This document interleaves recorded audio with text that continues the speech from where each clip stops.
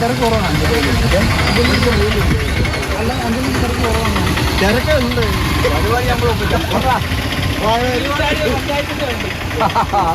നമസ്കാരം.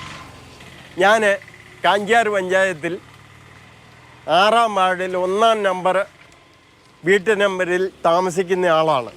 എൻ്റെ വീടിൻ്റെ ഭാഗത്ത് കൂടെയുള്ള ഈ റോഡ് ഒരു 4-5 വർഷമായിട്ട് ഇതിങ്ങനെ ദാർമാറായിട്ട് കിടക്കുകയാണ്. ഇവിടെ ഒരു മഴ പെയ്താൽ ഒരു മനുഷ്യൻ ഇതിലെ കടന്നു പോകത്തില്ല. പിള്ളേർ ഒരു 100 കണക്കിന് പിള്ളേർ സ്കൂൾ അങ്ങ് തുറന്നു കഴിഞ്ഞാൽ ഇതിലെ ഒരു രീതിയിലും മനുഷ്യന് നടക്കത്തില്ല. ഇവിടെയൊക്കെ എൻ്റെ ഇത്രട്ടം വെള്ളമുണ്ട്. അങ്ങനെ ഒരു സാഹചര്യത്തിലാണ് ഞാൻ ഇതിനെപ്പറ്റി പരാതി പലയിടത്തും പറഞ്ഞു. ആരും ഇതിനെപ്പറ്റി ഒരു നടപടിയും സ്വീകരിച്ചിട്ടില്ല. എനിക്ക് 2 കുഞ്ഞുമക്കളുണ്ട്.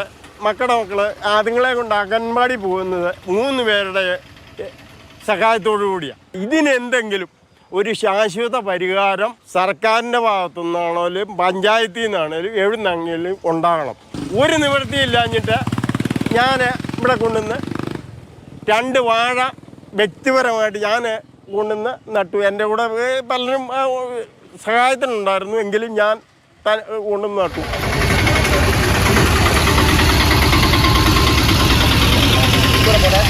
അങ്ങനെ പറയുമ്പോൾ അന്നത്തെ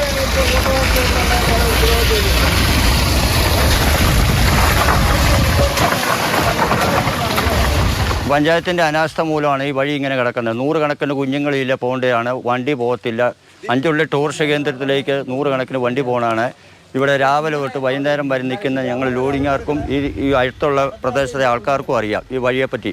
ഇന്ന് വരെ പറഞ്ഞിട്ട് ഇതുവരെ ഇതിൻ്റെ പരിപാടി നടത്തിയിട്ടില്ല. അതുകൊണ്ട് ദയവ് ചെയ്ത് എല്ലാവരും സർക്കാർ പഞ്ചായത്ത് ഇടപെട്ട് ഈ കാര്യങ്ങൾ നിറവേറ്റണം. സ്കൂൾ തുറക്കാൻ പോകുന്ന സമയമാണ്. അതുകൊണ്ട് ഈ കുഴികളും നികത്തി വാസയോഗ്യമാക്കി തീർക്കണമെന്നാണ് അഭ്യർത്ഥിക്കുന്നത്.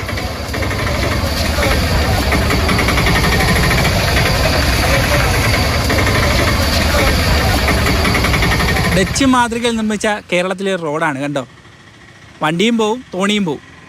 അഞ്ചുരുളിയിലേക്ക് പോകുന്ന പ്രധാന പാതയിൽ നിന്നും നന്ദുഷ എസ്, മാതൃഭൂമി ന്യൂസ്, കുമളി.